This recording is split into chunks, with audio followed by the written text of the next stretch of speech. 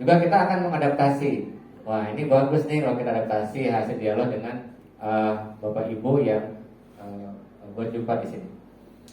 Jadi kalau kita melihat Bapak Ibu, sejak tahun 2017 itu kan saya awal-awal pindah ke MTs 6 Sleman. Nah, kemudian di sini ada Pak Abdul Hadi, kepala madrasahnya. Kemudian saya masih ingat ketika Pak Abdul Hadi bertanya begini, mana kira-kira kalau madrasah ini prestasinya ingin melejit, itu harus diapakan? Saya hanya menjawab begini, kita mulai saja dari Qurannya, gitu ya. Kita mulai dari Qurannya. Nah, saya kan basicnya SKI. Saya basicnya bukan mata pelajaran ujian nasional saat itu kan, bukan bahasa Inggris, bukan IPA, bukan matematika, ya. Saya basicnya adalah sejarah kebudayaan Islam. Saya hanya mengatakan kita coba mulai dari Qurannya. Ini saya mengingat jawaban tersebut rupanya terinspirasi dari hadis riwayat Muslim. Ya, hadis tersebut insya Allah Bapak Ibu sudah maklum semua. Ketika ada hadis innallaha yarfa'u bihadzal kitab aqwaman wa yadau bihi akharin. Kan begitu ya? Sesungguhnya Allah akan mengangkat derajat. Masya Allah. Iya Bapak. Iya betul. Jadi saya begitu. Ketika ditanya, saya jawabannya kita mulai dari Qurannya. Kan begitu ya? Quran di sini ya berarti tahfidz. Ini agak ngelag ya.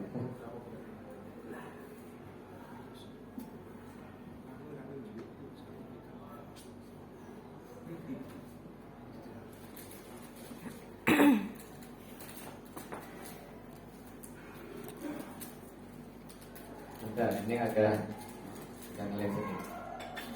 Jadi kembali ke dalam pertanyaan Pak Hadi, kemudian saya jawab. Rupanya saya sedikit tidaknya terinspirasi dari hadis Rasulullah tadi. Innallaha yarfa'u bihadzal kitabi aqwaman wa yadau bi akharin. Sesungguhnya Allah Subhanahu wa taala akan mengangkat derajat satu kaum yang memang dekat dengan Al-Qur'an, yang akan mengabaikan, menghancurkan kaum yang jauh dengan Al-Qur'an. Jadi saya ilustrasinya begini. Kalau misalnya madrasah ingin berprestasi, ingin diangkat, kan kita juga sebuah kaum ya, aktivitas akademika di madrasah. Berarti kalau kita dekat dengan Al-Quran, insya Allah akan terangkat derajatnya. Nah, derajat di sini tanda kutip adalah kontekstualisasinya adalah prestasi, baik prestasi siswa, guru maupun prestasi kelembagaan.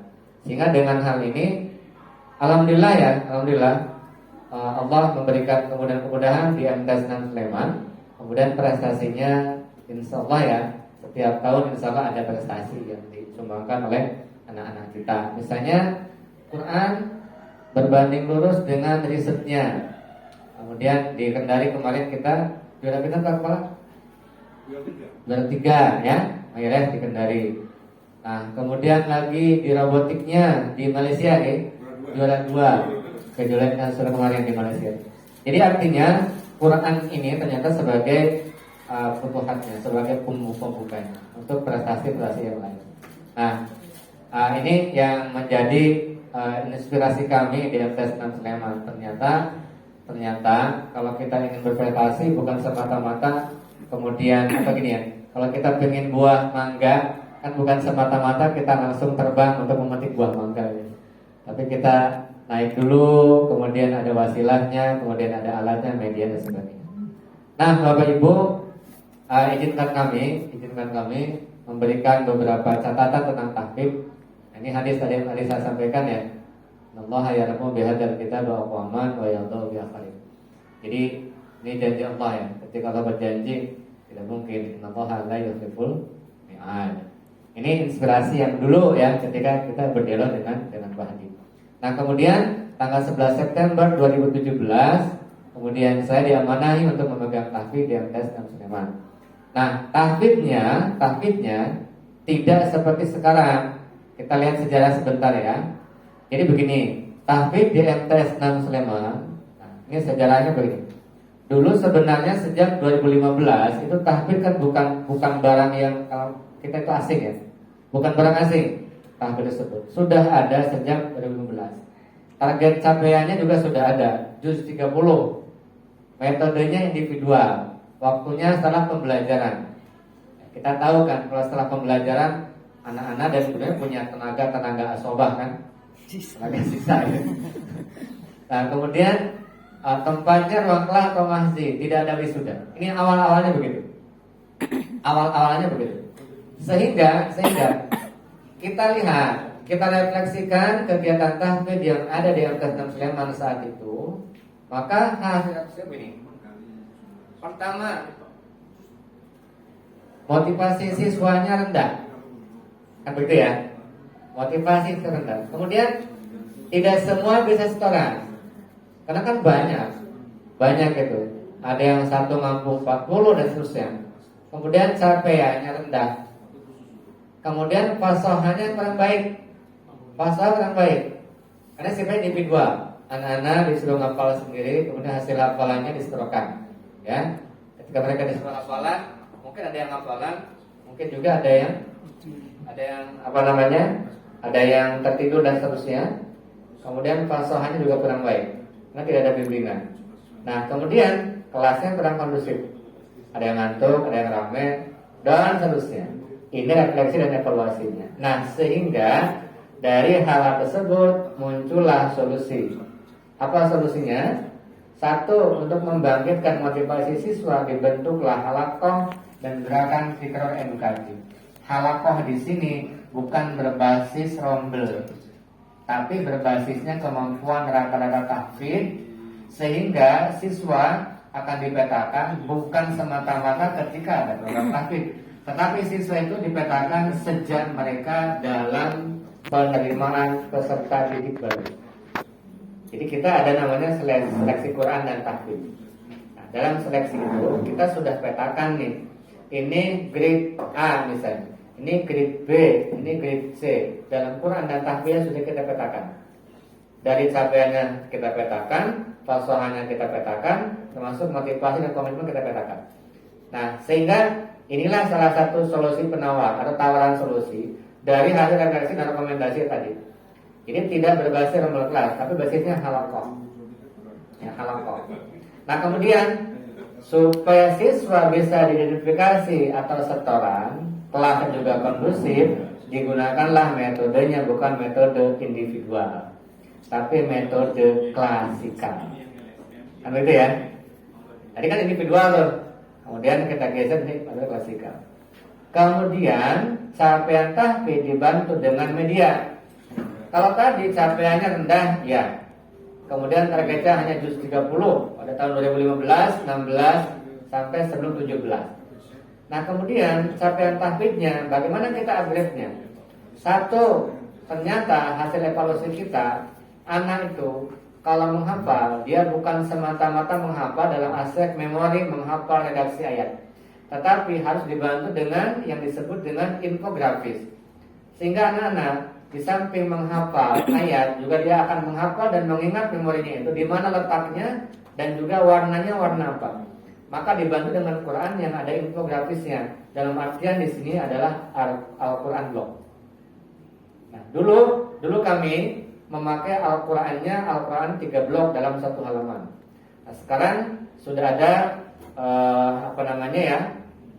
modifikasi, ada yang 5 blok dan seterusnya. Yang jelas ini kita gunakan media Qurannya dengan Al-Quran blok. Nah, sehingga dari tadi yang tadinya pokoknya siswa lulus MTS 6 Sleman itu cukup juz 30. Nah, setelah kita evaluasi, akhirnya muncullah hitungan bahwa satu semester itu minimal mereka harus bisa menghafal 1 juz. Minimal mereka harus menghafal 1 juz. Dan di sini kemudian kita hubungkan dengan sebuah nama. Kalau siswa itu pengen 1 juz per semester, berarti kegiatannya, frekuensinya lebih sering daripada hari-hari biasanya. maka muncullah, kita munculkanlah tahfidz yang namanya tahfidz di pagi hari jam 6. Maka disebut tahfidz yang khusus sifatnya takhasus, maka disebut tahasus 6. Nah, berarti tahasus 6 ini adalah tahfidz punyanya MTS 6, kemudian waktunya juga jam 6, kemudian targetnya juga 6. Karena kalau satu semester itu 1 juz, berarti mereka 6 semester di sini yang standar ya. Walaupun ada yang hanya 4 semester ya. Karena di kita pakai layanan SKS. Jadi ada siswa yang 2 tahun sudah lulus. Tapi standarnya adalah 6 semester. Berarti kalau 6 semester, kalau 1 juz 1 semester, maka mereka target standarnya adalah 6 juz ketika mereka lulus dari MTS 6. Nah, barangkali hal ini tidak begitu tinggi targetnya, iya. Kami tidak begitu tinggi targetnya. Barangkali kalau di MTS 3 Kulon Progo ya, bisa saja 1 semester 2 juz, ya kan? Bisa. Tidak perlu kemungkinan kan, begitu. Nah, jadi cara mengadaptasinya kan begitu. Di sana kita mau ambil 1 semester 1 juz, tapi diadaptasi di MTS 3 Kulon Progo, jadi berubah 1 semester 2 juz kan bisa. Ya, Pak Kepala ya. Nah, itu sejarahnya. Nah, kemudian begini, tadi kan fasohannya rusak. Bagaimana supaya mereka fasih? Maka digunakan klasikal dengan cara musyafahah. Musyafahah itu artinya kan mengajarkan siswa dengan langsung oleh bibir atau ucap siapanya, ucap asatidahnya. Jadi tidak bisa digantikan dengan murotal. Silakan anak-anak didengarkan murotal ini, tidak bisa. Karena mereka harus melihat, harus musyafahah ya. Bukan musafahah tapi musyafahah. Syafatain. Gerak bibirnya harus dilihat.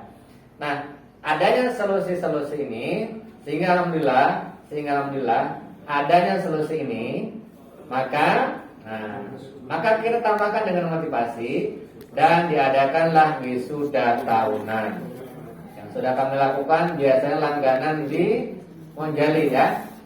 Kemudian kemarin yang terakhir kita wisudanya karena membludak ya, tidak muat di sana, maka di gedung multipurpose wing. Nah, kemudian untuk motivasi ada nominator wisudawan tahfidz terbaik. Itu jelas. Dan yang khas mungkin di tempat kami adalah ada piala bergilir bagi capaian minimal 10 juz. Ini piala bergilir. Jadi misalnya sekarang misalnya di siswa tertentu.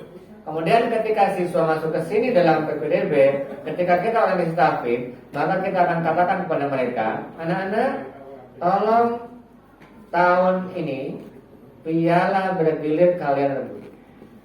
Gimana caranya? Nah, kita sampaikan SOP-nya. Salah satunya adalah minimal mereka capaiannya ketika di wisuda itu harus 10 juz. Apakah itu dia kelas 7, apakah dia kelas 8, apakah dia kelas 9. Tapi rata-rata yang mencapai 10 juz ke atas adalah kelas 9. Kan logikanya mereka sudah belajar tahfidz lebih lama dari kawan-kawannya. Nah, jadi ini beberapa cuplikan sejarah ya. Dari 2017 sampai sekarang, berarti sudah berapa tahun? 18, 19, 20, 21, 22. Kurang lebih sudah 6 tahun kita berjalan. Termasuk masa pandemi kemarin kita tidak libur. Tahfidz tetap berjalan online. Jadi sejak 2017 sampai 2023, selama pandemi kemarin 2021, 2022 kami tetap menjalankan tahfidz ini walaupun secara online. Tidak libur, Pak. Ya, tidak libur. Baik, ini beberapa cuplikan sejarah. Nah, sekarang kita masuk ke dalam apa namanya ya?